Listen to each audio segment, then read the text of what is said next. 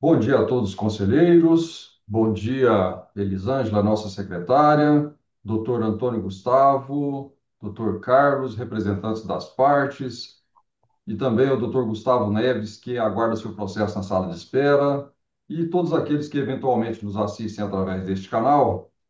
Por estarmos aí no nosso horário regimental, declaro aberta a presente sessão e, conforme é de costume nesse conselho, a ordem de julgamento dos processos é de acordo com a entrada dos advogados na sala de espera. Sendo assim, o doutor Antônio Gustavo Boega foi quem primeiro adentrou a sessão, a sala, né? E nós julgaremos o processo, então, em que ele representa o sujeito passivo, o atacadão. E como eu sou o autor do pedido de vista desse processo, é, numa fase ainda anterior a essa em que eu assumi a coordenação, o coordenador era o Dr. Fábio, sendo assim, as vistas ainda permanecem comigo, né? E eu transfiro a coordenação, então, da sessão para o Dr. Fábio, para a sequência do julgamento. Pois não, senhor coordenador, eu desejo um bom dia a todos, à nossa secretária Elisângela, aos advogados, o Antônio Gustavo, Gustavo Neves, ao representante da Fazenda Pública, doutor Carlos Augusto, aos conselheiros Weber, Adonido, Edson, Ricardo, né, e também aos que assistem a esta sessão de julgamento do CAT no seu canal no YouTube. Então, um anuncio, conforme já indicado pelo coordenador, doutor Ricardo, o recurso voluntário número 1203 de 2025, ele foi apresentado no processo de número 40.12.20.10.81.739. Este processo tem como sujeito passivo atacadão. E o relator é o doutor Weber, e com pedido de vista, como foi dito já, pelo doutor Ricardo. Então, o doutor Ricardo assume a cadeira 4, né? A cadeira em que eu sento e é o revisor aí desse processo também em razão do pedido de vista. Então, peço ao relator que, assim que tiver em condições, por favor, apresente seu relatório. Pois não, senhor coordenador, muito bom dia. Em seu nome, eu cumprimento a todos os presentes nessa sessão, aos que nos assistem pelo YouTube. O presente decreto tributário reclamado se refere à omissão de pagamento de CMS-ST pelas operações posteriores referente à remessa de produtos sujeitos à substituição tributária com destino ao Estado de Goiás, sem o destaque ou com destaque a menor do CMS-ST. Notificado, o sujeito passivo comparece ao feito, solicitando inicialmente a sua nulidade e, caso não seja acatada, a improcedência parcial, alegando: a. Que não haveria uma descrição clara e precisa dos fatos que motivaram a geração da auto-infração, assim como do direito, bem como da disposição legal infringida e da penalidade aplicável, com isso, havendo cerceamento do direito de defesa. B, que haveria decadência nos termos do artigo 150, parágrafo 4º do CTN em relação aos fatos geradores antes de 19 de 10 de 2017. C, que alguns produtos estariam com a base de cálculo errada na auditoria realizada. D, solicita a realização de diligência. E, que a multa teria caráter confiscatório e abusivo.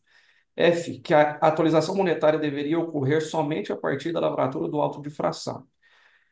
Por meio do despacho 2126 de 2023, os autos foram encaminhados à DRF de origem, para que o auditor fiscal se manifestasse a respeito das alegações da defesa e realização de revisão da auditoria.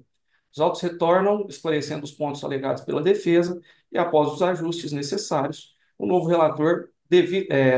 valor devido passa a ser de R$ 2.529.481,98, conforme relatório revisional e detalhamento mensal de folha 70, 170 e 171.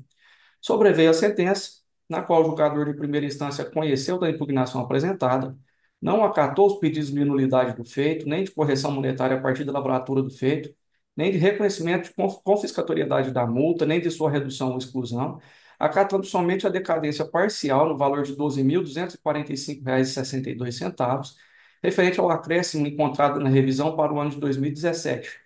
Deu-lhe parcial provimento e decidiu pela procedência em parte da pretensão inicial do fisco. Em consequência, reduziu o ICMS a ser exigido para a importância de R$ 2.517.236,36, acrescido de cominações legais.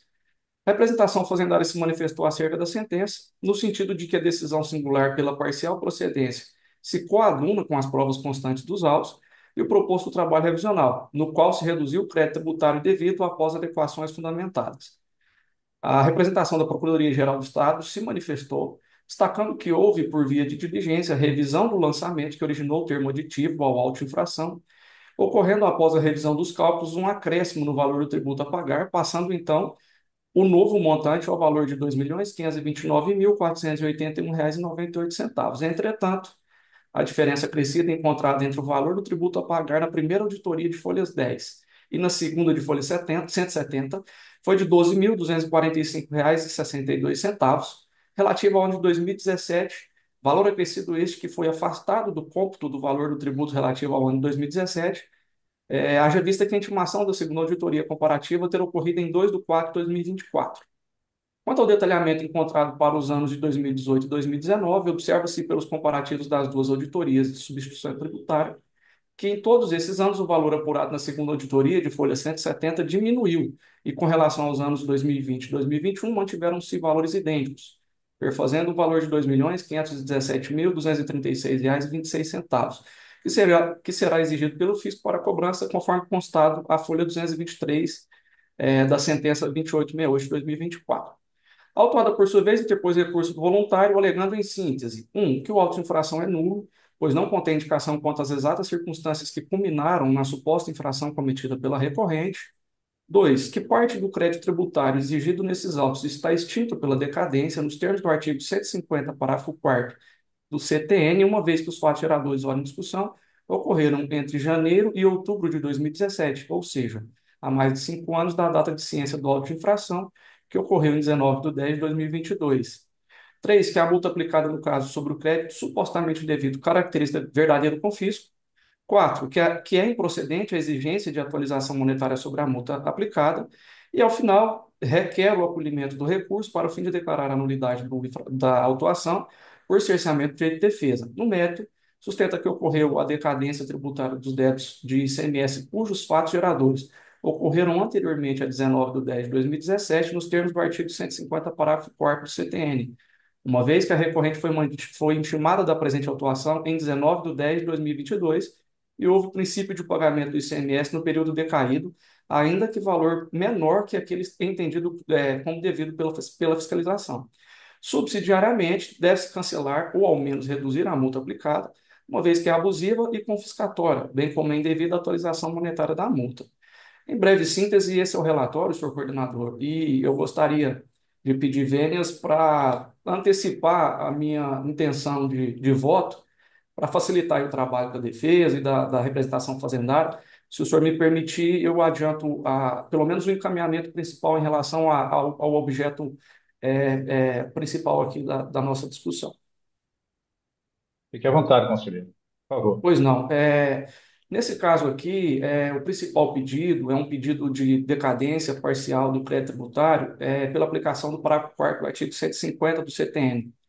E após a manifestação das partes, eu farei a leitura das minhas razões de voto, mas eu já gostaria de adiantar que, nesse caso, especificamente, nós constatamos, de fato, essa decadência parcial do crédito tributário e a devida aplicação do parágrafo 4º do artigo 150 do CTN. Isso reduziria o valor do auto-infração para um valor remanescente de R$ 608.275,91. E devendo considerar aqui ainda um pagamento que o sujeito passivo apresenta, ele comprova a folha 198 no valor original de R$ 523.217,67. Então, passo a palavra às partes agora, vamos ouvir a defesa e a sustentação da representação fazendária, mas eu já gostaria de adiantar essa parte do meu voto para facilitar a manifestação de ambos no processo. Pois não, doutor Weber, muito obrigado. Então, trata-se de recurso voluntário. Eu passo a palavra inicialmente ao doutor Gustavo. O doutor Gustavo já conhece, né? São 10 minutos, depois uma réplica de 5. Por favor, doutor, fique à vontade. Obrigado, conselheiro Fábio. O conselheiro me escuta bem? Sim, perfeitamente. Obrigado. Eu cumprimento o conselheiro Fábio, o conselheiro, o relator Weber, os demais conselheiros aqui presentes, em especial o conselheiro Ricardo, o representante da Fazenda, o Carlos Augusto, os demais aqui presentes, os nobres servidores. Senhores conselheiros, a matéria que está em julgamento já é de conhecimento dessa Câmara. Tivemos a oportunidade de discutir essa matéria em duas oportunidades antes do presente julgamento. Então, as considerações do sujeito passivo atacado iniciar nesse momento serão breves, tendo em vista já o detalhamento que já foi feito nessa Câmara. Como bem relatado pelo conselheiro Weber, a matéria que está em julgamento tem como principal questão a decadência tributária. O conselheiro adiantou seu posicionamento quanto à matéria, confirmando as alegações do atacadão S.A., porque, em resumo, o valor do ICMS em discussão está decaído, nos termos do 150, parágrafo 4º, tendo em vista o cumprimento dos três requisitos estabelecidos em repetitivo pela STJ, que é tributo sujeito à homologação, princípios de pagamento e ausência de qualquer alegação de dolo, má-fé ou fraude do sujeito passivo. A questão em especial do princípio de pagamento foi esclarecido a partir dos debates realizados na presente turma, juntada aos documentos pelo sujeito passivo, em que se demonstrou o recolhimento do ICMS-ST na apuração mensal do ICMS ao longo do período autuado e decaído, uma vez que o recolhimento do ICMS-ST não foi feito operação a operação, mas levado à a apuração mensal e, portanto, antecipado o pagamento, ainda que em valor menor do que o exigido pelo fisco. Isso foi confirmado, inclusive, pelo próprio auto de infração, em que é reconhecido que foi feito pagamentos parciais nos períodos autuados, pagamentos no valor em que o sujeito passivo entendeu como devido, não havendo na autuação qualquer falta de cumprimento de obrigação acessória, falta de apresentação de documento pelo sujeito passivo, que confirma, de fato, o cumprimento dos requisitos e o cumprimento do entendimento do STJ quanto à matéria. Como bem pontuado pelo conselheiro relator, houve um pagamento parcial aqui no presente caso, o pagamento da maior parte do período não decaído, e, portanto, deve ser consignado na decisão esse pagamento a fim de que seja abatido desse valor reconhecido como procedente na decisão. Eventual saldo remanescente do período não decaído também será objeto de pagamento pelo sujeito passivo, e é por essa razão que se reitera o pedido de que seja dado provimento ao recurso voluntário do sujeito passivo. Com relação às demais matérias, matérias acessórias, o sujeito passivo atacadão S.A. se limita a reiterar o seu pedido de nulidade de toda autuação, haja vista que, no presente caso, foi necessário diligência, reconheceu-se a decadência da maior parte do crédito tributário, que evidencia uma fragilidade, uma falta de documento e estrutura organizada do autor de infração, que dificulta a vida do sujeito passivo e que, portanto, aí seja uma nulidade da cobrança, a fim de que, no momento da autuação, a autoridade fiscal se imuna mais de documentos e lavre uma autuação muito melhor fundamentada. Com relação à multa, o sujeito passivo reitera também o seu argumento de que uma multa aplicada no patamar tão alto de 80% confisca o patrimônio do sujeito passivo. A apuração de CMS é altamente complexa, o sujeito passivo é uma empresa grande que tem todo um sistema e uma estrutura contábil para apurar esses tributos, mas é nítido toda uma dificuldade em aplicar a regra ao presente caso e muitas vezes a boa-fé do contribuinte, como nesse caso é comprovado, que não justifica uma multa tão expropriatória como de 80%. Em resumo, essas são as alegações, essas são as razões do recurso do sujeito passivo, reiterando-se o pedido de decadência parcial. Agradeço a atenção dos senhores conselheiros e essas são as razões. Nós que agradecemos, doutor Gustavo. Doutor Carlos, o senhor, por favor, por 10 minutos. Obrigado, doutor Fábio, aos conselheiros, bom dia também, doutor Gustavo Goica, também secretária Elisângela. Reiteramos a nossa posição do julgamento anterior em relação à nulidade, que entendemos que não houve, nem a multa ser confiscatória, e também já houve aplicação da Selic aqui no cálculo das correções. Então, esses dois pontos nós reiteramos, pelos argumentos já expostos anteriormente. Agora, em relação à decadência, como houve uma comprovação de pagamento parcial, então nós concordamos com em relação à decadência.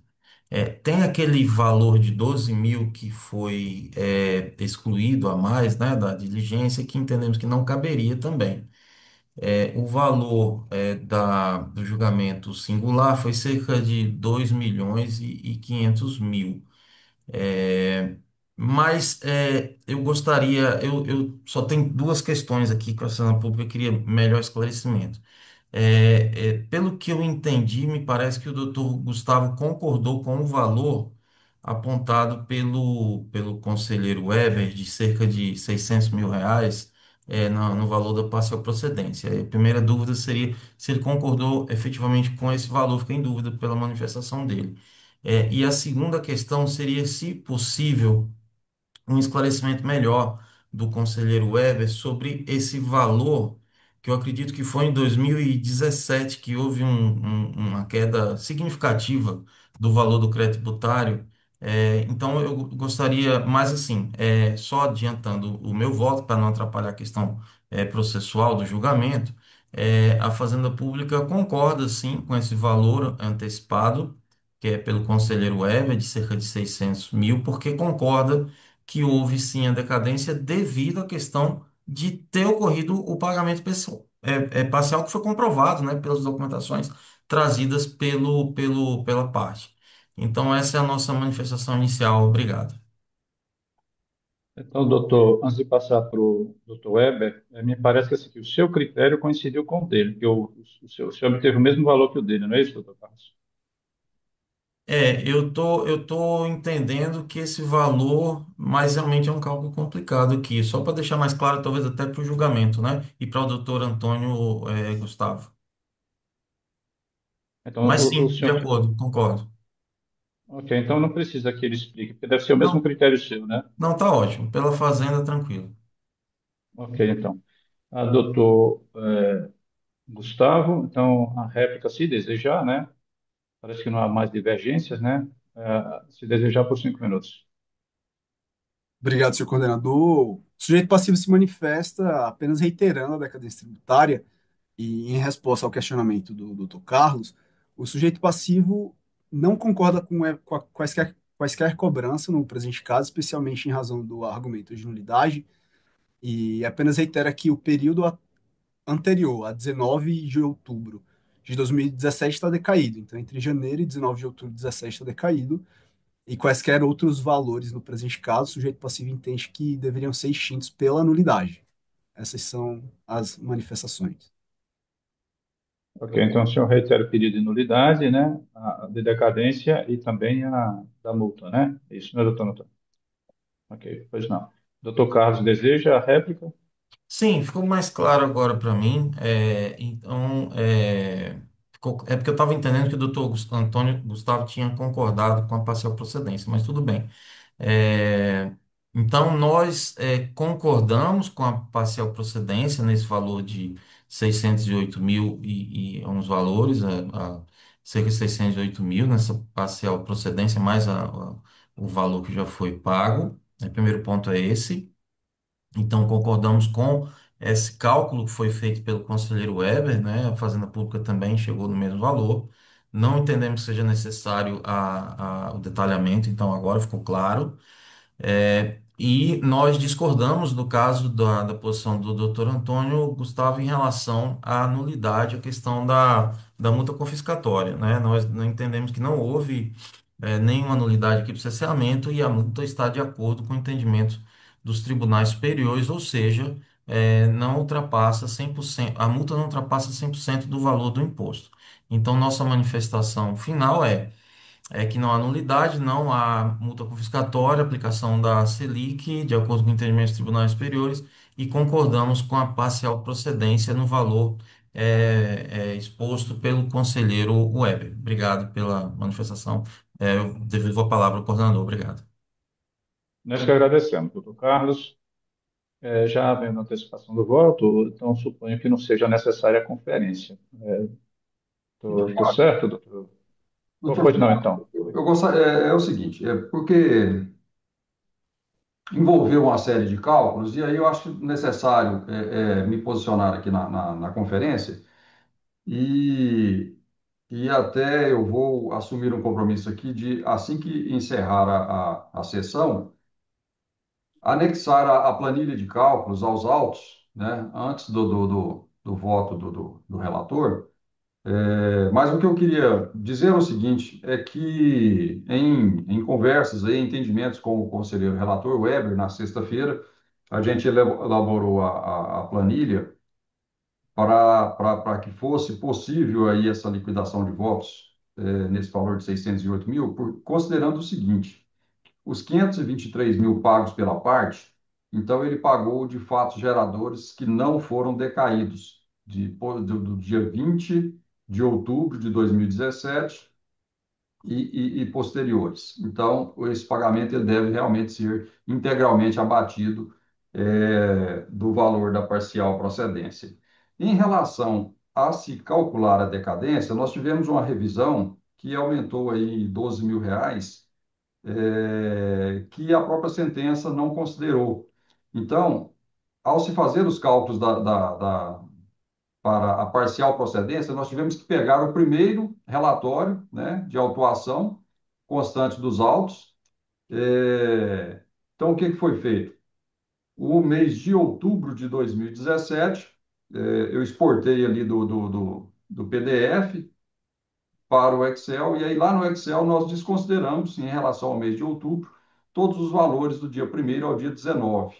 Então, remanescente, o que que ficou nos autos aí para compor esses 608 mil reais? É o remanescente do mês de outubro, do dia 20 ao dia 31, e mais o mês de novembro e dezembro. Então, 396.220,53 para o restante do ano de 2017. E aí, os valores originais, lá de 2018, 19, 20 e 21, que esses também não passaram, não tiveram alteração na revisão. Então, aí, por isso é que chegamos aí em 608, 275,91, devendo ser considerado aí a parcela integral, né, dos 523 mil, valor original dos 523.217,67, que foi o pagamento parcial. E observamos que todos esses pagamentos são, de fato, geradores posteriores à decadência. Gostaria só de esclarecer esse ponto, mas essa planilha eu vou anexar ela nos autos para melhor entendimento das partes aí, assim que terminar a sessão. Muito bem, doutor Ricardo. Eu gostaria de fazer uma sugestão ao senhor. Ao Pois senhor não. e ao doutor Weber. Em vez de anexar a planilha, o doutor Weber poderia fazer constar o cálculo no seu acórdão, seria até mais sintético, né? E até justificaria melhor o acórdão, né? Mas também o senhor mencionou um critério importante, né? O 150, parágrafo 4º, foi aplicado conforme a data das notas fiscais, né? Data do fato gerador, né? Sim, sim, nesse caso aqui, embora o sujeito passivo ele tenha uma inscrição de substituto, ele apresentou a GST e pagou mensal, nesse caso foi possível identificar pela data do fato gerador, porque há um relatório em que discrimina, nota a nota, né, o fato gerador. Ok.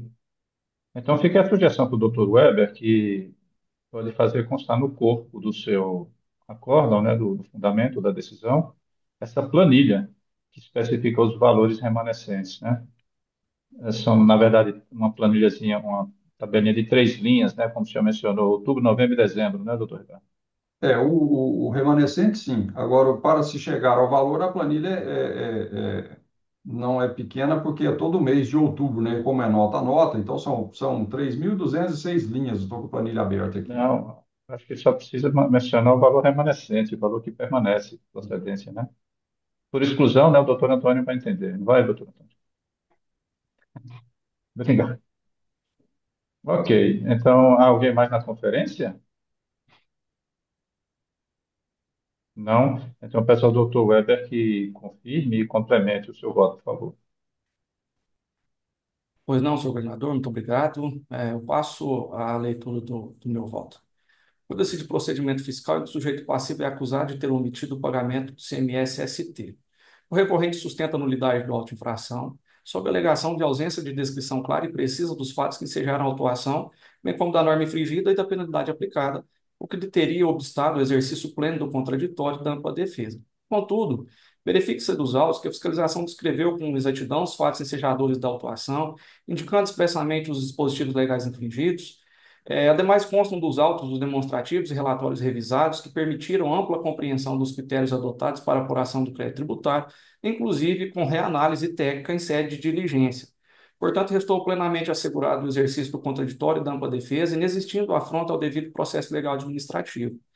Temo que razão não assiste ao recorrente ao suscitar a nulidade do auto por cerceamento do direito de defesa, considerando que o lançamento tributário atendeu a todos os requisitos previstos no artigo 142 do Código Tributário Nacional, em especial o artigo 8º da Lei 16.469 de 2009, inexistindo nos autos provas de possíveis nulidades descritas no artigo 20 da referida norma processual. Nessa esteira, rejeito a preliminar de nulidade da autuação por cerceamento do direito de defesa.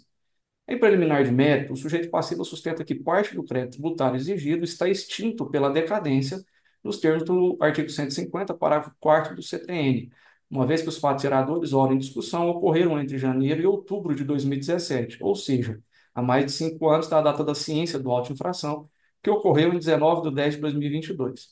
Em detida a análise dos autos, observa-se que o procedimento de lançamento foi levado a efeito na data de 6 de 10 de 2022, com fulcro na regra esculpida no artigo 173, inciso 1º do Código Tributário Nacional, que dispõe que o prazo decadencial se inicia a partir do primeiro dia do exercício seguinte àquele em que o lançamento poderia ter sido efetuado. Conforme se depreende do aviso de recebimento anexado à folha 20, o sujeito passivo foi intimado em 19 de 10 de 2022. Não obstante, imperioso destacar, no caso em voga, não se deve aplicar a regra geral do prazo decadencial previsto no artigo 173, inciso 1º do Código Tributário Nacional, conforme adiante elucidado. A legislação e a jurisprudência estabelecem que, nos tributos sujeitos a lançamento por homologação, havendo pagamento parcial, a decadência do direito de constituir o crédito tributário é regida pelo disposto no artigo 150, parágrafo 4º do CTN, que estabelece como marco inicial, como termo inicial, a data do fato gerador, e não pelo disposto no artigo 173, inciso 1º do CTN, o qual somente seria aplicável caso não houvesse nenhum pagamento antecipado pelo contribuinte, que não é o caso em tela, ou diante da ocorrência de fraude, dolo ou simulação que não restou comprovado nos autos. O entendimento firmado pelo STJ é no sentido de que o prazo decadencial para o lançamento suplementar do tributo sujeito à homologação, nos casos em que ocorre o pagamento parcial sem a constatação de dolo, fraude ou simulação do contribuinte, é de 5 anos contado do fato gerador, conforme a regra prevista no artigo 150, parágrafo 4º do CTN. Nesse contexto, havendo pagamento parcial, a decadência do direito de constituição do crédito tributário pelo fisco é regida pelo disposto no artigo 150, parágrafo 4º do CTN, o qual somente seria aplicável, e não pelo artigo 170, o qual somente seria aplicável naqueles casos acima citados. Não se moldando o presente caso, a hipótese do artigo 173 subsiste como termo inicial para contar do prazo decadencial a data de ocorrência do fato gerador. No presente caso, restam devidamente preenchidos os requisitos para aplicação do 150, parágrafo 4º do CTN, quais sejam: trata-se de tributo sujeito a lançamento por homologação, houve a declaração do débito, houve o pagamento, ainda que parcial, pelo sujeito passivo, e não houve dolo ou fraude. Desse modo, considerando que no período abrangido pela autuação, de janeiro a outubro de 2017, houve recolhimentos do ICMS-ST apurado, conforme comprovado nas guias e comprovantes de pagamentos anexados ao processo no PATIE, documento 15, e que o sujeito passivo foi cientificado da autuação em 19 de 10 de 2022, inegável que se operou a decadência e, por consequência, a extinção do crédito tributário do período em voga. Ademais, constam dos autos relatórios analíticos, as folhas 108, com relação individualizada das respectivas notas fiscais pertinentes ao período fiscalizado. Dessa forma, considerando que os elementos objetivos trazidos aos autos, ante a apresentação dos documentos próprios de apuração, com a demonstração das datas de emissão das respectivas notas fiscais, é possível se apurar a decadência conforme a data do fato gerador. Assim, há que se considerar a decadência do crédito tributário referente aos fatos geradores ocorridos entre 1º de janeiro de 2017 e 19 de outubro de 2017, restando o crédito remanescente do período posterior. Ressalta-se que ficou devidamente ressalvado na sentença em relação à revisão efetuada que o valor referente à diferença acrescida encontrada entre o valor do tributo a pagar na primeira auditoria de folha 10 e na segunda de folha 170, relativa ao ano de 2017, foi afastado do cômputo do valor do tributo relativo ao ano de 2017, tendo em vista a ocorrência da decadência, haja vista que a intimação da segunda auditoria comparativa ocorreu em 2 de 4 de 2024. Assim, remanesce o valor de R$ 608.275,91 a título de CMS a recolher, conforme demonstrativo abaixo. No tocante à multa aplicada, essa encontra-se respaldo no artigo 71, inciso 4, letra A maiúscula da Lei 11.651 de 91, e está dentro do limite constitucional de 100% do tributo devido, seguindo o entendimento do Supremo Tribunal Federal. Quanto à atualização monetária, essa encontra respaldo no artigo 167 do CTE, que estabelece a sua incidência desde o mês seguinte ao vencimento do tributo até o mês anterior ao pagamento. Ademais, na sentença consta que o tema 1062 do STF, que trata da Selic, já se encontra implementado na base de dados. Diante do exposto, rejeita a preliminar de nulidade da autuação por cerceamento de direito de defesa. No mérito, acolho a preliminar de decadência parcial do crédito tributário, declarando extinto o crédito tributário em relação ao período de 1 de 1 de 2017 a 19 de 10 de 2017, nos termos do artigo 150, parágrafo 4º do CTN. Conheço do recurso e dou-lhe parcial provimento para reformar em parte a sentença singular e julgar parcialmente procedente o auto de infração no valor de R$ 608.275,91, devendo ainda ser considerado o pagamento comprovado da folha 198, no valor original de R$ 523.217,67 para fins de liquidação do crédito. Por derradeiro, rejeito os pedidos de cancelamento e redução da multa aplicada, bem como da atualização monetária, observando que já foram implementadas nos cálculos dos juros e correção monetária a forma constante no tema 1062 do STF. Assim é como o voto do senhor coordenador. Muito bem, doutor Weber, muito obrigado. Em seguida, doutor Ricardo, por favor. Senhor coordenador, eu vou primeiramente parabenizar o Dr. Weber pelo voto, mas eu concordo na íntegra com o voto proferido por ele. Muito obrigado, doutor Ricardo. Em seguida, doutor Edson, por favor. Bom dia, senhor coordenador, senhores conselheiros, doutor Antônio Gustavo, doutor Carlos Augusto, Elisângela, nossa secretária, seja bem-vinda de volta. Acompanho integralmente o relator, senhor coordenador, fazendo coro aí às palavras do conselheiro Ricardo, quanto a parabenizá-lo pela brilhante exposição e pelo voto. Muito obrigado, doutor Edson. Por fim, doutor Adonide, como vota, por favor. Bom dia, doutor Fábio, coordenador aqui deste processo. Bom dia também ao doutor Ricardo Dutra, coordenador da Terceira Câmara, doutor Edson, doutor Weber, representantes das partes, doutor Carlos Augusto, doutor Antônio, secretária Elisângela e todos que nos acompanham também pelo canal do CAT no YouTube.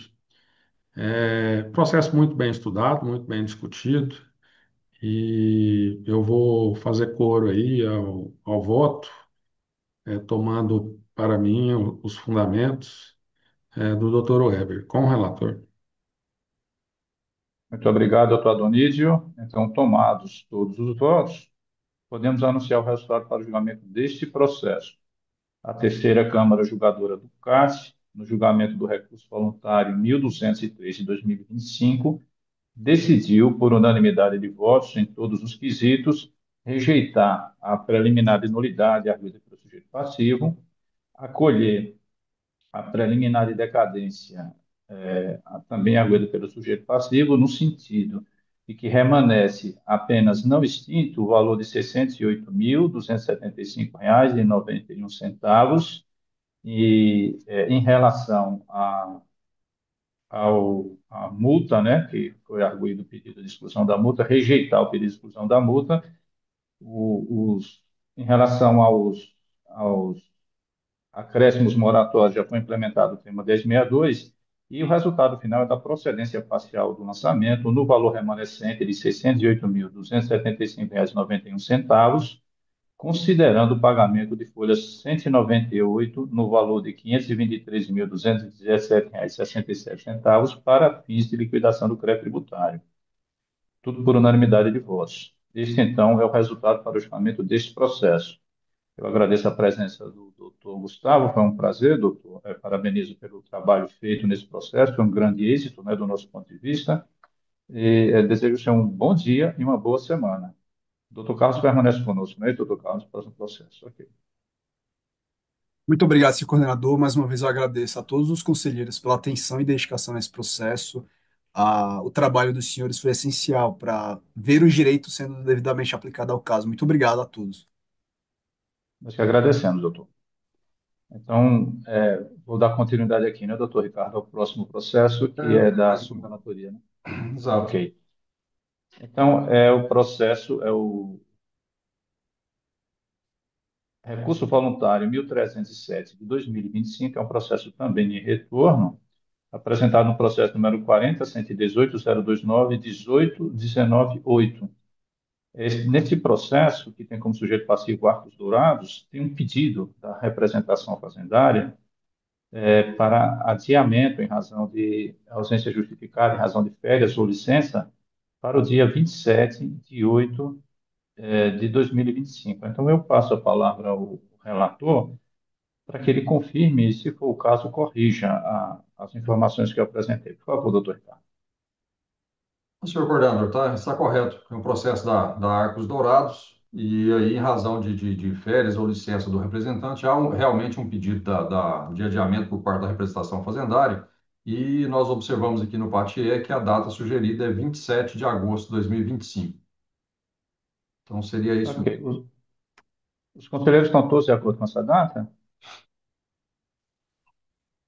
Ok, então vamos atender a data da representação e, com despacho da coordenação, esse processo, o julgamento desse processo fica adiado para o dia 27 de agosto de 2025. Então, esse é o desfecho para esse segundo processo e agora eu devolvo a coordenação ao doutor Ricardo para a continuidade dos trabalhos. Obrigado, doutor Fábio. Então, agora nós passaremos para a pauta, e aí eu chamo a sessão o doutor Gustavo Neves. Bom dia, Bom dia, doutor. senhores conselheiros. Bom dia. Em apreciação, processo 4012.000.564.708, em que é recorrente SLC Agrícola SA, Solidários, Evalx Participações SA e SLC Participações SA, sendo relator o conselheiro Dr. Edson Cândido, o qual, estando em condições, peço profira o relatório, por gentileza. Obrigado, senhor coordenador. Mais uma vez, bom dia a todos. Senhor coordenador, auto de infração lavrada em 17 de abril de 2020 traz a acusação fiscal de que o autuado omitiu o pagamento do ICMS na importância de R$ 149.499,40 em razão da escrituração indevida de valores a título de crédito de ICMS correspondente ao montante do imposto não destacado nas notas fiscais eletrônicas 2505, 2251, 4528 e 4530. O auto cita ainda como solidários as empresas acho que é essa a pronúncia, doutor Gustavo, né? Evo Participações e SLC Participações SA. A solidariedade foi imputada com base no artigo 45, inciso 12 da Lei 11.651. Devidamente intimadas, as autuadas comparecem com impugnação em primeira instância. Os principais argumentos levantados nas impugnações foram: primeiro, decadência do crédito tributário. Alegou-se que o crédito tributário estava extinto pela decadência, uma vez que o lançamento ocorreu após o quinquídio a contar do fato gerador do ICMS, período de fevereiro, março e abril de 2015, com intimação em 17 de setembro de 2020, invocado aí para o questionamento da decadência, o artigo 150, parágrafo 4 do CTN. A impugnação alega ainda que a SLC Participações apesar de ser acionista da companhia SLC Agrícola, por ser uma pessoa jurídica, não se reveste na qualidade de, aspas, diretor, fecha aspas, de modo que a descrição da conduta contida no relatório do auto de infração é incorreta e não corresponde à situação jurídica existente. Eu explico lá no auto de infração, na descrição da conduta dos solidários, o fiscal autuante simplesmente informa que, na condição de diretor ou administrador, os solidários incorreram para a autuação, para a situação em que gerou a autuação, indicando que essa empresa, pessoa jurídica, seria então diretor ou administrador.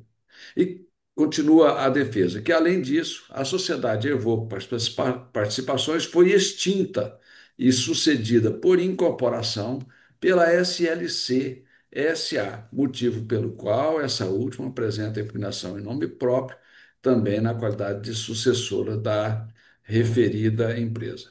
Após as impugnações, o processo foi encaminhado em diligência para análise fiscal.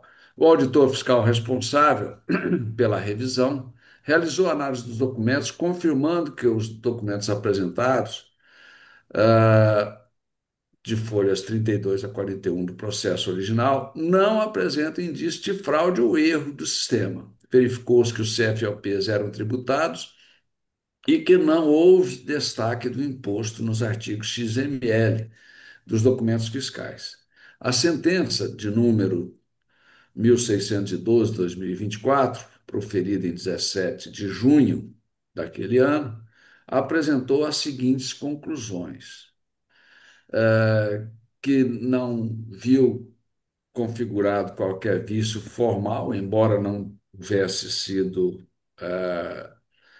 questionado qualquer vício, mas o sentenciante também teve o cuidado de verificar se houve, e atesta que não houve qualquer vício formal, e esclareceu que, em questões técnicas, não existem diferenças nas informações XML das notas fiscais relacionadas a contribuinte em Goiás na base de dados nacional e a base de dados goianas, ou seja, ele fez um comparativo da base de dados da Receita Federal com a base de dados da Secretaria da Economia. Em análise de mérito, houve por decidir pela procedência total do auto de infração. As preliminares foram assim enfrentadas pela sentença. Decadência. Pedido de reconhecimento da decadência foi rejeitado, sob o entendimento de que a intimação interrompeu o prazo decadencial. O pedido de exclusão dos sujeitos passivos solidários foi rejeitado também pelo julgador Acol.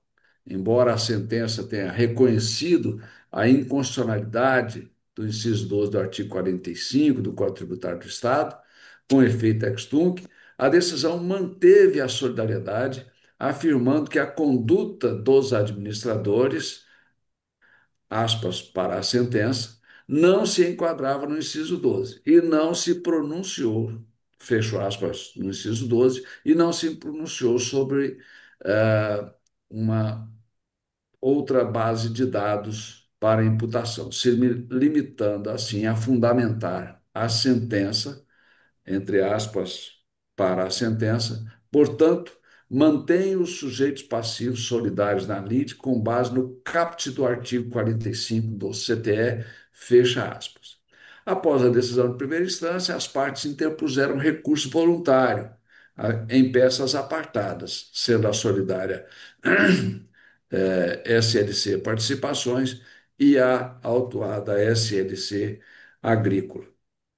Os argumentos apresentados no recurso reiteraram os pontos da impugnação, ou seja, incondicionalidade da solidariedade, como já dito e repisado, inconstitucionalidade do inciso 12 do artigo 45, reiterou o conceito de interesse comum lá prescrito no artigo 124 inciso 1 do CTN, eh, e que a situação das empresas solidárias, SLC, não sendo diretor, e evoco por estar extinta, inviabiliza a solidariedade. Quanto ao mérito, inicia rechaçando qualquer alegação no sentido de adulteração de qualquer documento.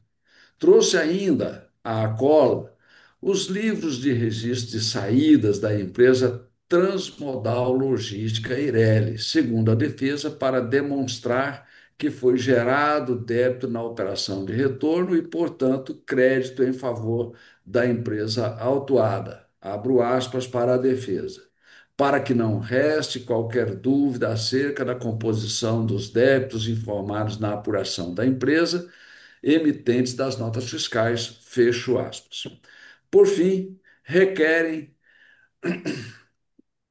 apresento por fim, requerem os recursos voluntários. O afastamento da responsabilidade solidária das recorrentes, o cancelamento do crédito tributário por decadência e, subsidiariamente, o cancelamento do crédito tributário lançado pela comprovada correção do creditamento do imposto incidente e debitado sobre as operações objeto das notas fiscais que cita, emitidas pela empresa Transmodal Logística Eireli. Esse é o relatório, senhor coordenador. Obrigado, doutor Edson. Bom, por se tratar de reforço voluntário, passa a palavra ao doutor Gustavo, inicialmente por 10 minutos. Após a palavra do representante, o senhor tem mais 5 minutos. Certo. Bom dia, senhores conselheiros. Como eu represento as pessoas jurídicas SLC e SLC Participações, eu vou reunir aqui as razões nessa sustentação oral. Vou tentar ser breve em razão de que o relatório já bem sintetizou a matéria em discussão hoje. A acusação fiscal, então, indica que a SLC Agrícola teria reduzido seu ICMS devido em razão de ter escriturado e aproveitado alguns créditos de ICMS de algumas notas fiscais que foram emitidas em fevereiro, março e abril de 2015. Em razão, e a intimação ocorreu somente, a intimação do auto-infração ocorreu somente em 17 de setembro de 2020, portanto, 5 anos após a ocorrência dos fatos geradores.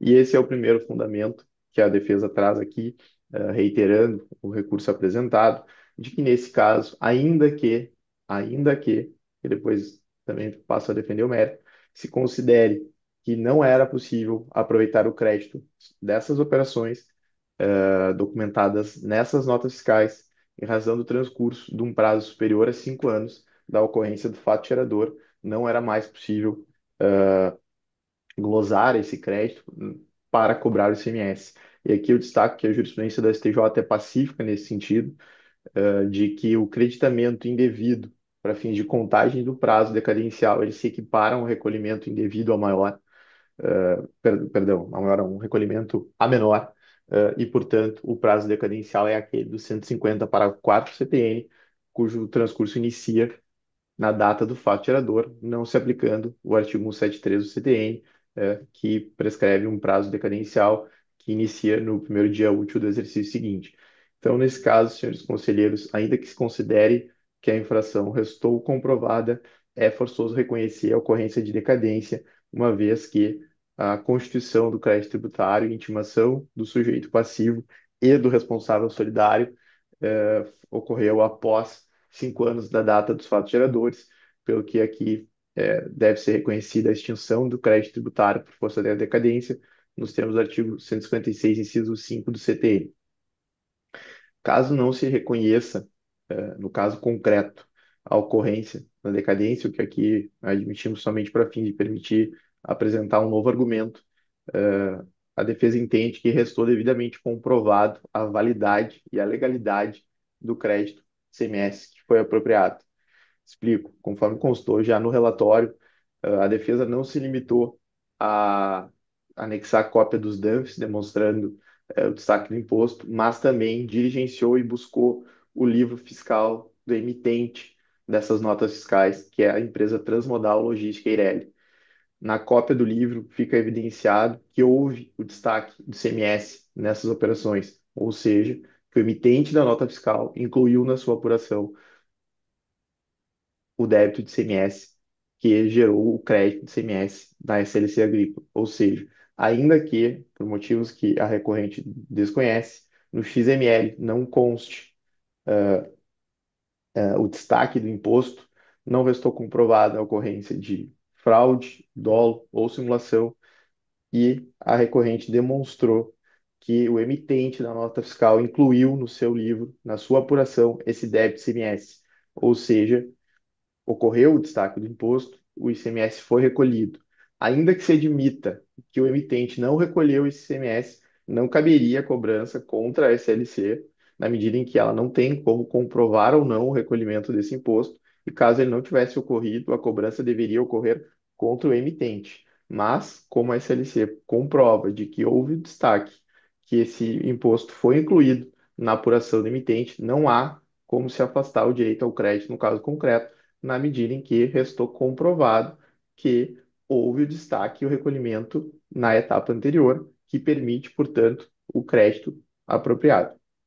Então, caso não se reconheça a decadência, que novamente digo que admito somente para fim de permitir esse argumento, deve ser reconhecido a validade do crédito e, da mesma forma, cancelada integralmente a autuação. Com relação à responsável solidária, a SLC Participações, eh, cabe aqui destacar novamente, ainda que tenha constado já do relatório, que a acusação fiscal indica que a responsabilidade solidária foi atribuída nesse caso em razão do fato de que ela atuaria como diretora da firma.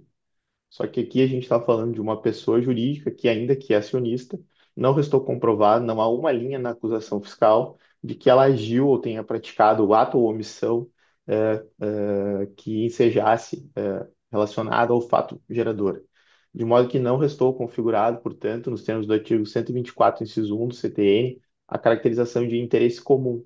Até porque, como é amplamente reconhecido pela doutrina, pelos tribunais superiores, inclusive por esse conselho, somente se configura o interesse comum como duas ou mais pessoas jurídicas que atuam em conjunto no mesmo polo da relação tributária, que não ocorreu aqui no caso concreto, porque a gente está falando de uma mera acionista que não teve sequer uma linha dedicada na acusação fiscal a atribuir a sua conduta e o motivo pelo qual ela foi responsável, foi-lhe atribuída a responsabilidade solidária no caso concreto.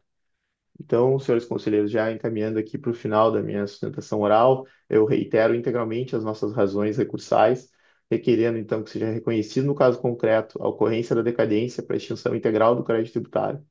Caso não reconhecida a decadência, que seja reconhecida a validade dos créditos aproveitados e, por consequência, seja extinto o crédito tributário.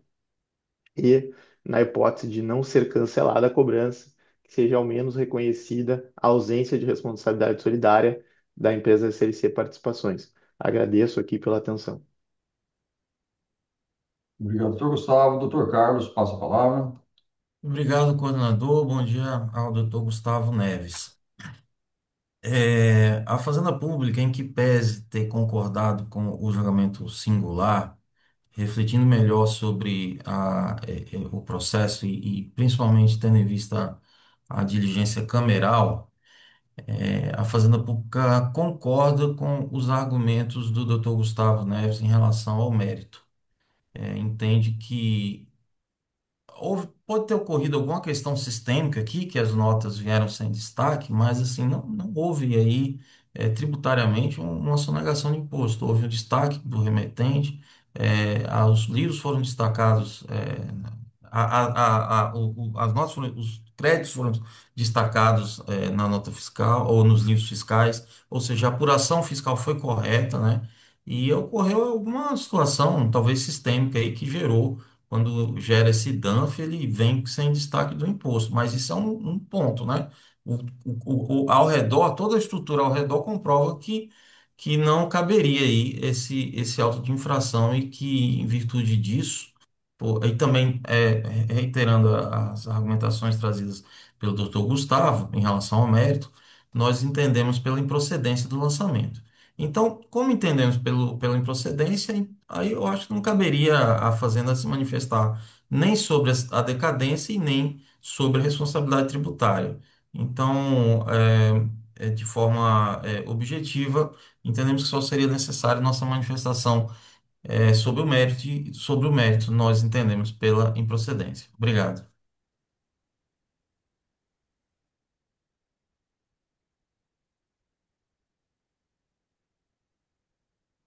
Obrigado, doutor Carlos. Doutor Gustavo, algum acréscimo? Não, senhor conselheiro. Estou diante da concordância do representante da Fazenda, acho que está mais que demonstrado a ausência de infração no caso concreto. Obrigado. Algum acréscimo, doutor Carlos? Não, obrigado. Senhores, pergunto se há necessidade de conferência. Sim, senhor coordenador. Então, Como acredito que nós vamos ter que tomar todos os votos, eu só queria pedir ajuda do doutor Gustavo em relação ao questionamento da decadência, porque nas folhas 19 e 21 do processo, nós temos a intimação dos autos que ocorreu no dia 28 de setembro de 2020. E o fato gerador aqui, ele ocorreu no dia 1º de outubro de 2015, ou seja, faltando 3 dias para o prazo decadencial, contando pelo 150, parágrafo 4º, o sujeito passivo foi intimado. É só se ele tem outras datas, né, no questionamento dele, ou realmente seriam essas datas mesmo, aí não teríamos aqui a decadência. Não, as datas de emissão das notas fiscais é fevereiro, março e abril de 2015, pelo que nos consta.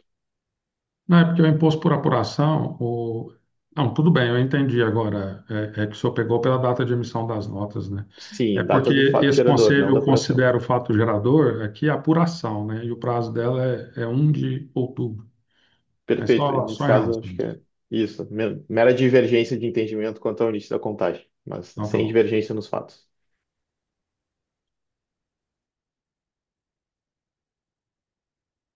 mais alguém? Doutor Edson, eu identifiquei preliminar de decadência, a exclusão do solidário, Solidariedade e mérito. solidariedade e mérito, né? Isso. Bom, em havendo decisão unânime, eu entendo. Bom, deixa eu ver aqui. Eu acho que nós temos que. O doutor Adonídio me parece que manifestou que nós teríamos que votar os 3 pontos. O senhor pode proferir o voto na íntegra, então? Obrigado, senhor coordenador. Faço o exposto e inicio pela análise da preliminar de exclusão dos solidários que foi requerida. Quanto à empresa Evoco Participações S.A., está claramente comprovado nos autos que a mesma foi extinta por incorporação pela empresa SLC Participações no ano 2012, de documentação de baixa acostadas aos autos. A extinção de uma pessoa jurídica assemelha-se à morte de uma pessoa física. Daquele momento em diante, aquele nada mais pode fazer, eis que não mais existe. Portanto, à época dos fatos geradores, a empresa Evoque sequer existia, ela foi baixada em 2012. Portanto, como a mesma foi extinta muito antes do fato gerador, assim também o auto de infração não há que se falar.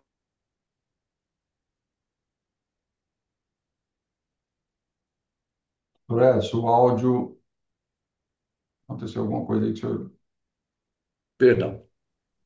Portanto, como a mesma foi extinta antes do fato gerador, assim também do auto de infração não há que se falar em solidariedade. Logo, há que ser afastada do polo passivo, também por sua baixa incorporação. Ainda sobre o tema solidariedade, senhor coordenador, senhores conselheiros, conforme amplamente alegado pelos sujeitos passivos e corroborado pela documentação, o inciso 12 do artigo 45 do CTE foi declarado inconstitucional por meio da ação declaratória, que cito aqui o número. É, os argumentos de que a SLC não se enquadrava como diretor ou administrador nos termos da lei reforçam a impossibilidade de manutenção da solidariedade. Portanto, A exclusão dos sujeitos passivos solidários, SLC participações e EVO participações é imperativa.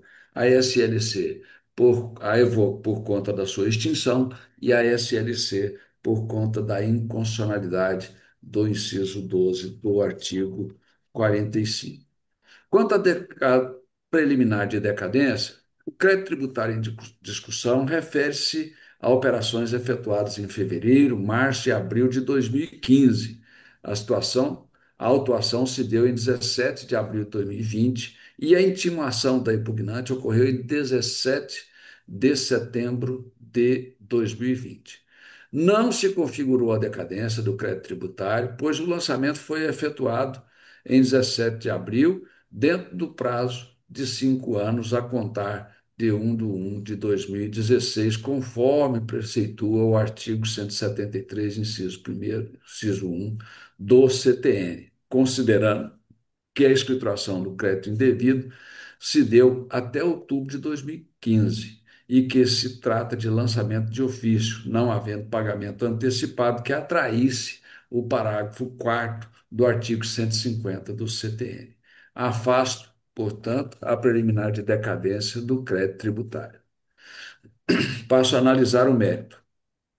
A fiscalização autuou a empresa por omissão de pagamento do ICMS, alegando irregularidade do creditamento.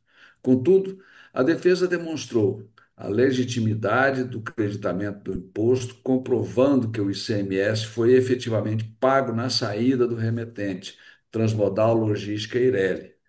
Para tanto, o contribuinte apresentou o livro de registro de apuração do ICMS da empresa remetente e as notas fiscais eletrônicas correspondentes.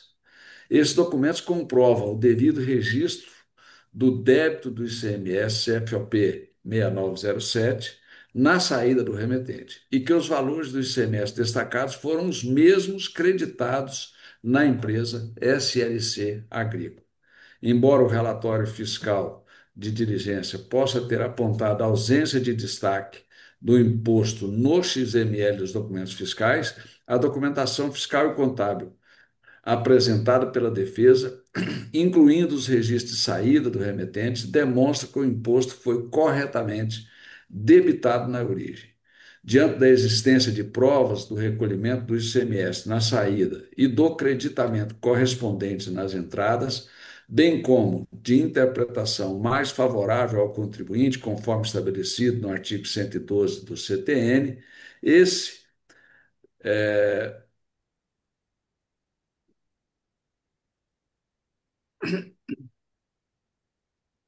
a natureza e as circunstâncias materiais do fato levam a invocar aqui o artigo 112, que é a lei tributária, que diz, a lei tributária que define as infrações ou comina penalidades de maneira mais interpreta-se favorável ao acusado, em caso de dúvida. Inciso 2, de circunstâncias materiais do fato. As provas apresentadas pelo contribuinte sobre o pagamento do ICMS na saída do remetente e do seu devido creditamento nas entradas da SLC Agrícola reforçam a improcedência da autuação fiscal. A recorrente logrou o êxito em comprovar que o ICMS foi efetivamente recolhido pelo remetente transmodal e que os documentos fiscais continham as informações necessárias para a identificação das operações. Esse fato, inclusive, corroborado pela representação fazendária. A exigência de destaque formal não pode se sobrepor ao princípio da não cumulatividade, esculpido no artigo 155, parágrafo 2º, inciso 1 da Constituição Federal e também nos artigos 20 e 23 da Lei Complementar 87/96. Tal princípio garante o direito de compensar o imposto pago na etapa anterior, desde que comprovado o seu recolhimento. Cito aqui o artigo 20 da Lei Complementar 87. Portanto, o lançamento fiscal viola o princípio da verdade material e formaliza uma exigência incompatível com o sistema do ICMS, o que impõe a sua reforma.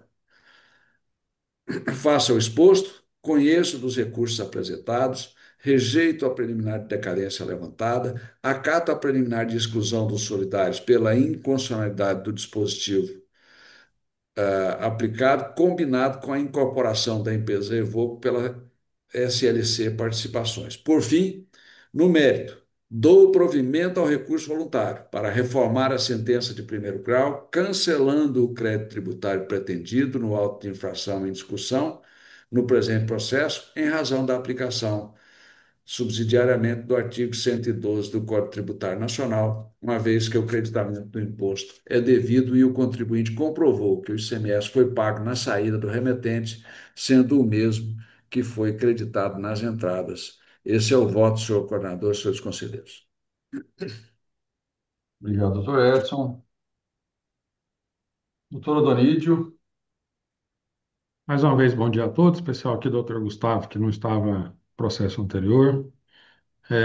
Eu vou parabenizar o relatório aí, doutor Edson, muito completo, e também o voto, o qual vou aderir integralmente. Eu só queria fazer duas observações, uma em relação à decadência, uma em relação ao mérito. Em relação à decadência, como a gente vê lá na auditoria básica do ICMS, na folha 11, no período de emissão das notas fiscais, o contribuinte apresentava saldo credor do crédito tributário, tá, nos meses de março, abril, maio.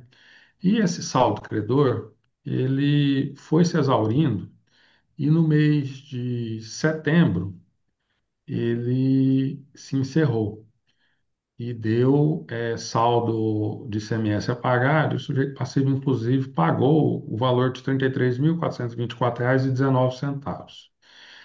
Ou seja, o meu entendimento aqui, até não sei se diverge um pouco, doutor Edson, eu aplico o 150 parágrafo 4 é só a data do fato gerador que eu levo para o primeiro mês de débito, porque nós não tínhamos o pagamento parcial, né, que é requerido para a aplicação do 150 parágrafo 4. Já no mês de setembro, na apuração do mês de setembro, cujo fato gerador é 1 de outubro de 2020 ou 2015, ele tem o saldo devedor, então aplicando o 150 parágrafo 4 a partir dessa data. Mesmo assim, não teria ocorrido. A decadência, de igual forma, está presente no voto do Dr. Edson. Em relação ao mérito, nós temos que considerar aqui, até trazendo aqui o princípio da verdade material, primeiro que o sujeito passivo ele apresentou um DANF, que a própria Fazenda Pública, em sua manifestação de diligência, fala que não tem indícios de falsificação, que inclusive o remetente teria escriturado e debitado do valor do imposto, mas para mim o mais importante é a operação. Aqui nós estamos com a operação de retorno de mercadoria depositada do próprio sujeito passivo. Que como foi uma remessa para depósito fora do Estado, essa operação é tributada. Ao contrário, seria se essa operação aqui fosse uma operação de remessa para depósito dentro do Estado, nem tributada seria. E o retorno do depósito, ela é tributada para matar esse débito que o contribuinte gerou. Então, é uma anulação da operação. Se eu não desse o crédito desse documento fiscal, na próxima saída, o sujeito passivo ia ser bitributado, ia ser tributado duas vezes do mesmo produto, porque ele foi tributado na remessa para depósito, que é uma exceção, né? Que geralmente, quando vai para depósito, não é tributada, ela só é tributada quando o depósito é para outro estado, e aqui foi para o estado de São Paulo, e quando retornou ao sujeito passivo, essa mercadoria volta ao status quo, né? Que é do próprio sujeito passivo, e o débito é para cancelar a operação. Então, neste caso aqui, para mim, está duplamente configurado o direito do sujeito passivo de se creditar desse ICMS, e por isso eu faço cor aí ao voto do doutor Edson pela improcedência do auto de infração. Em relação à solidariedade, não há o que se acrescentar.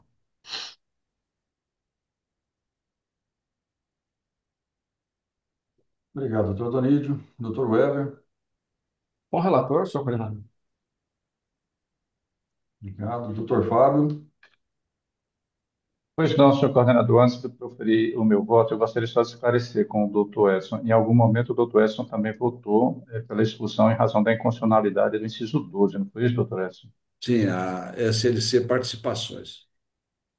Porque o outro é porque era sucessor, né? Mas o Questão de SLC ordem, foi. então, porque eu me perdi. Então, a não exclusão no meu caso aqui é por falta de dolo, tá? Pelo 135.3 do CTN. Aí Eu eu não vou com quis. participações porque ela foi extinta antes do fato gerador. Doutora Donizete, eu não quis fazer a censura, mas imaginava que tinha havido um lapso aí do seu voto. Eu conheço a sua Sim, o posição. senhor me ajudou.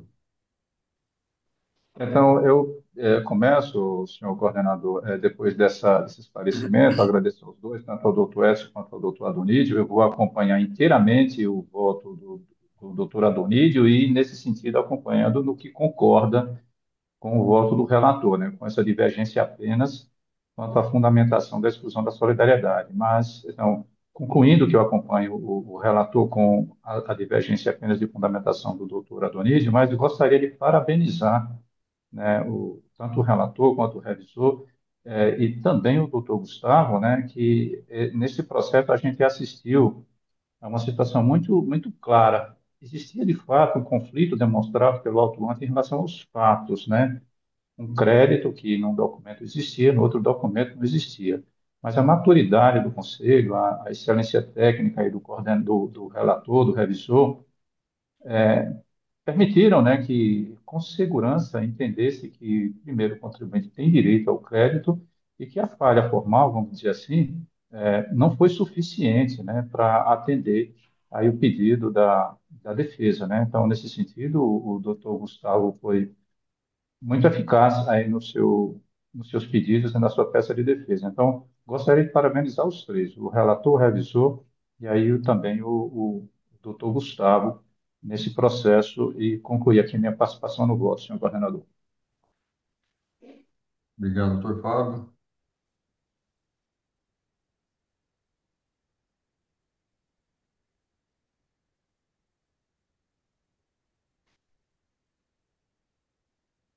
Vai, Santinho.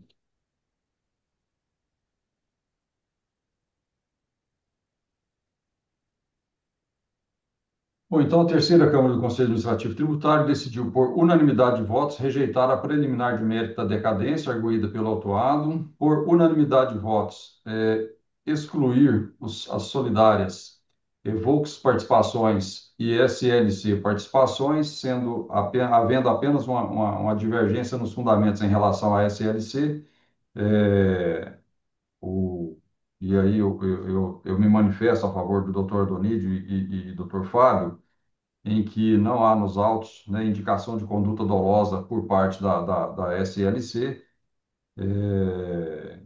então fica excluída por maioria, por unanimidade de votos, havendo apenas a divergência de fundamentação em relação à exclusão da SLC.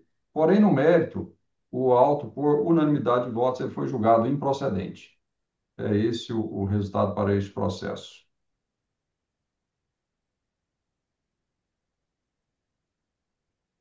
Em apreciação, processo 40.123.0.160.8364, em que é impugnante SLC Agrícola S.A., sendo relator o conselheiro Dr. Fábio Carvalho, o qual, estando em condições, peço profira o relatório, por gentileza. Em questão de ordem, senhor coordenador, eu quero pedir vista desse processo. Pois não, doutor Edson. Temos uma data a ser sugerida. Bom, eu dependo muito mais do doutor Carlos Augusto e do doutor Gustavo do que porque é uma questão muito rápida para o estudo. É, Doutor Carlos, doutor Carlos, Mas aí quantos dias, para eu ter uma ideia, pelo menos? vamos dar uma olhadinha aqui, porque acabou de ser divulgada a escala de. Deixa eu ver se já. Não sei se tem aqui a escala dos representantes, né? Não, ainda não. Pode ser neste mês ainda, senhor coordenador. Pode ser nesse mês. O senhor ainda volta aqui esse mês, doutor Carlos, mais para o final do mês? Deixa eu verificar aqui. É,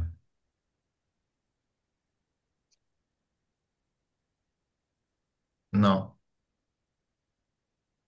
Não esse tem mês não. não tem nenhuma data vaga nesse mês na sua agenda, doutor Carlos? O meu é o doutor Gustavo, né? Era o melhor para agosto. Pode ser início de agosto, né?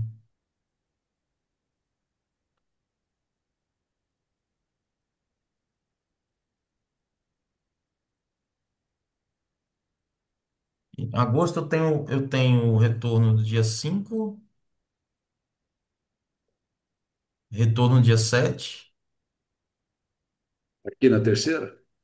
Não, a terceira, deixa eu ver. Na terceira, a Dia primeira. 6 de agosto, está liberado? Pode ser. Doutor Gustavo, dia 6 de agosto, essa data atende o senhor? Sim, com certeza, estou à disposição do conselho. Relator, revisor, dia 6 de agosto, está numa quarta-feira. Ok. Bom, então esse processo, passe aí ao pedido de vistas do conselheiro Edson, ele fica sobrestado para o dia 6 de agosto, então. Pedido de vista, né? Sim, pedido de vistas do doutor Edson. Ok. É, agradeço aí a presença do doutor Gustavo, desejo a ele um bom dia, uma boa semana. Obrigado, senhores conselheiros. Eu tenho somente uma dúvida. Eu preciso solicitar inscrição nesse julgamento de 6 de agosto ou vou receber o link? O senhor receberá o link novamente. Perfeito. Agradeço novamente pela atenção e desejo aí uma boa continuidade da sessão. Peço licença para me retirar. Até logo. Obrigado. Obrigado ao doutor Carlos, também acredito ter encerrado a participação. Sim, desejo também um bom dia a todos. Obrigado.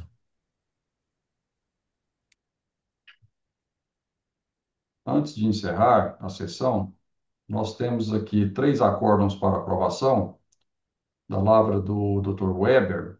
Superior Transportes, Locação e Logística Limitada, processo 40.123.0153.4069. Silveira Comércio de Alimentos Limitada, processo 40.12.000556357. E Lui Casa e Construção Limitada, Solidário Joana Dark Rafael, processo 40.119.0252.4256. Em condições? Em condições, senhor coordenador. Obrigado, doutor Weber. Aprovado, então, os acórdãos. Não tendo mais nenhum expediente administrativo e nem processo nessa pauta, encerro a presente sessão, desejando a todos um bom dia e uma boa semana a todos. Convocando todos novamente para a sessão de amanhã, às 8h30. Obrigado e até lá.